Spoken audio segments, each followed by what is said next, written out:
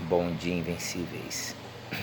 Freud tem uma frase que já é uma máxima na psicanálise que fala: quando Paulo fala de Pedro, sabemos mais de Paulo do que de Pedro. E por que isso? Porque encontramos nos outros aquilo que nos é semelhante. Só conseguimos observar nos outros aquilo que nos é semelhante. E isso, tanto qualidade quanto defeitos. Porque ninguém é só qualidade e ninguém é só defeitos. E eu só consigo perceber no outro aquilo que me é comum, aquilo que me é usual, porque senão passará desapercebido.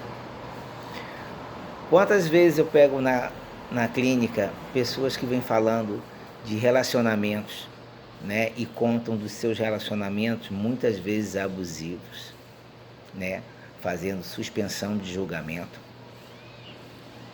Mas a primeira coisa que eu pergunto depois que eu escuto é: aonde está a sua responsabilidade dentro desse relacionamento? Durante esse período todo, qual foi a sua responsabilidade perante essas situações de abuso, né? Porque se você viveu uma situação que, como eu escuto, de 3, 4, 5 anos, 6 anos, qual foi a vantagem? Isso fazendo suspensão de valores, suspensão de opinião. Até onde isso lhe validava? Até onde isso lhe beneficiava? Porque você tem 3 tipos de benefício. Você tem um benefício financeiro, você tem um benefício emocional e você tem um benefício sexual. Muitas vezes a pessoa está com a outra porque não tem ninguém no mundo e aquela pessoa é o único ponto de referência que ela tem na vida. Ela não tem mais parentes, não tem ninguém. Então, muitas vezes ela pensa, antes só do que mal acompanhado, aí ela fica só. Ou então, melhor acompanhado do que viver só. É outra opção. Você tem o financeiro. Muitos falam, eu não posso sair dessa relação porque eu ainda dependo financeiramente dele.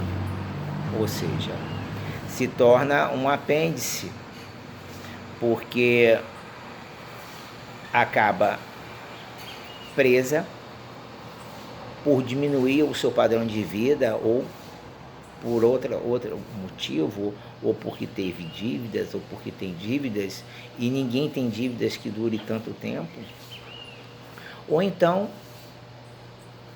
com a finalidade sexual. Há pessoas que se encaixam tão bem sexualmente que preferem levar uma vida muitas vezes mesquinha, né, com suspensão de opinião, mas cada um leva a sua vida até um certo limite, mas ela prefere porque é o único homem que conseguiu gerar-lhe prazer. Isso, tudo bem, são opções, mas tem uma hora que tudo chega a um certo limite. E aí começa realmente o abuso e a agonia. E aí eu pergunto, por que você não foi embora? Aí ela fala, ou ele fala, não consigo ir embora. Aí é o ponto-chave. Você acaba tão preso nesses laços emocionais, financeiros, sexuais, que você não consegue se libertar do desejo do outro. Você não consegue se libertar desse desejo que lhe prendeu.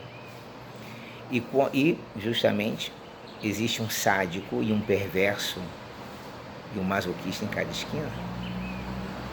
O sádico vai encontrar sua vítima. E para todo sádico que todo sádico que ele se prevaleça, vai ter sempre um masoquista de preferência. E muitas vezes eu pergunto, será que você não tem uma atitude masoquista em relação ao sofrimento? Será que esse sofrimento não lhe traz algum benefício, lhe traz alguma vantagem? Porque aí você acaba ficando também do lado do que só reclama. Aquele que tem um problema para cada solução, muitas vezes não quer ver a solução para cada problema. E fica sempre justificando o seu fato, sempre justificando. E quem que não justifica sempre algum problema? Quem não tem essa posição muitas vezes reativa, de ficar se justificando e protelando cada vez mais a sua vida. Então, aonde é que está a sua responsabilidade? Porque quando você assume a responsabilidade da sua vida, a responsabilidade das suas escolhas, fica mais fácil você prosseguir. É igual aquela criança. Quando criança, a mãe dá comida, dá a papinha, a criança come. Depois está no prato, aí fala assim para ela, come. Ah, eu não quero, come cenoura que faz bem para o olho, come brócolis que faz bem para o sangue.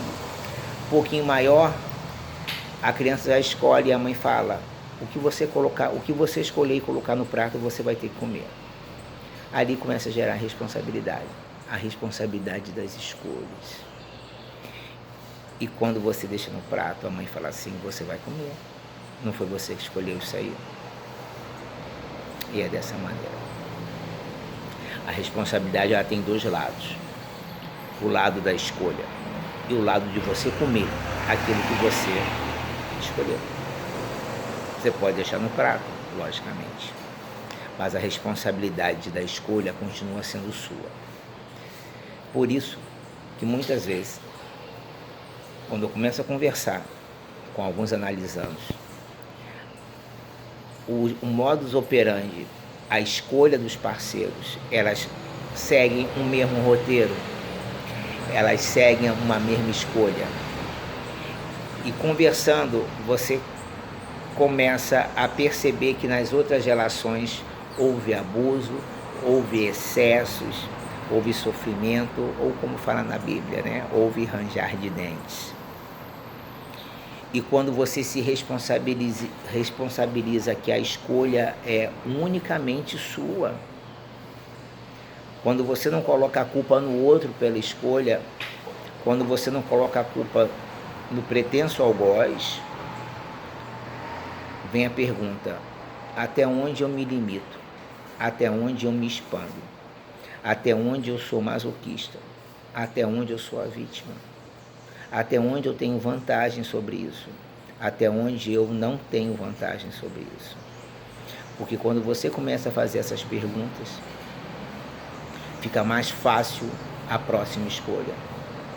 Porque senão, se você sempre se colocar no papel da vítima e tiver reiteradas relações aonde essa relação era uma praxis, né? Ou seja, era prático, era constante, era toda vez. Aonde está o erro?